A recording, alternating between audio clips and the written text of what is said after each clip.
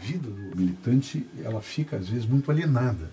A pessoa que só pensa em política, que só faz política, é um alienado também, porque se torna um sectário, né? Então as pessoas às vezes se desvinculam da vida familiar, dos seus afetos, dos seus amigos que não pensam como ele, da literatura, da música, só pensando naquilo.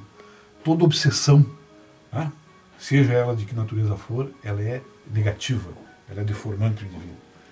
E eu tive uma escola do meu pai, que era um cara muito irônico, né? Era um político, né, do interior, Santa Maria, foi vice-prefeito, exerceu a prefeitura, vereador, e o meu pai nunca perdia o gosto pela ironia e pela auto-ironia também, que é uma coisa extremamente importante. E o meu pai e a minha mãe eram uma pessoa que liam, né? Liam bastante, liam muito. Né? Então eu me vinculei à literatura e à leitura em geral, né? Que ancora todo o meu cotidiano. Né? Eu não consigo passar só fazendo política ou só fazendo gestão. Isso aí gera, evidentemente, a necessidade de organizar muito bem o tempo, né? Mas é um prazer imenso e que ajuda a pessoa a se situar melhor no mundo, inclusive nos conflitos. Né? Aqui, né? Tem por exemplo, agora na Copa eu estava relendo o Nelson Rodrigues. Né? Nelson Rodrigues é uma figura espetacular. Vejam o que ele diz da Copa naquela época, em 58, no meio da crônica. E observa-se então o seguinte: os clubes campeões deviam estar alarmados. Não estão alarmados, coisa nenhuma. É com a exportação de jogadores. Não vejo nenhum clube disposto a lutar pela preservação de um Vavá. Do lábio desses dirigentes pende-lhes a baba elástica e bovina da cobiça. Grande Nelson Rodrigues.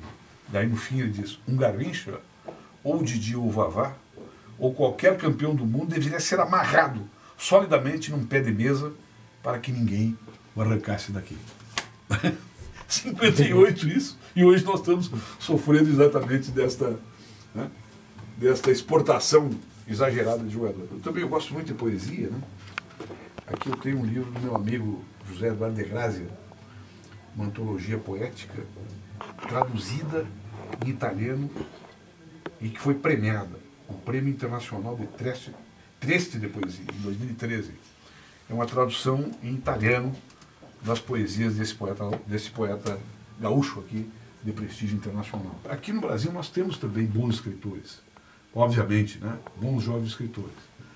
Mas aqui tem um fenômeno que é um pouco diferente, né? Que os escritores aqui também são cronistas, às vezes, de jornais, são críticos também da literatura.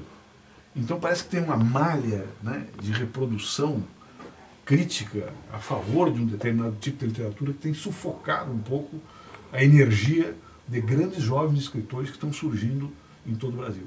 Isso é um controle, né, social que é exercido, né, a partir da crítica, que molda gostos e ao mesmo tempo, né, faz propagandas de determinado tipo de romance de literatura. Tem grandes escritores jovens brasileiros, mas tem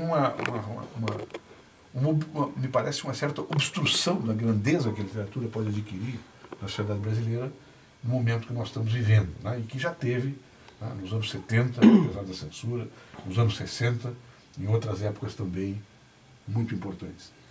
Então, aqui tem então, meus livros de ficção, tem ficção para tudo que é gosto, é uma coisa que me alimenta bastante.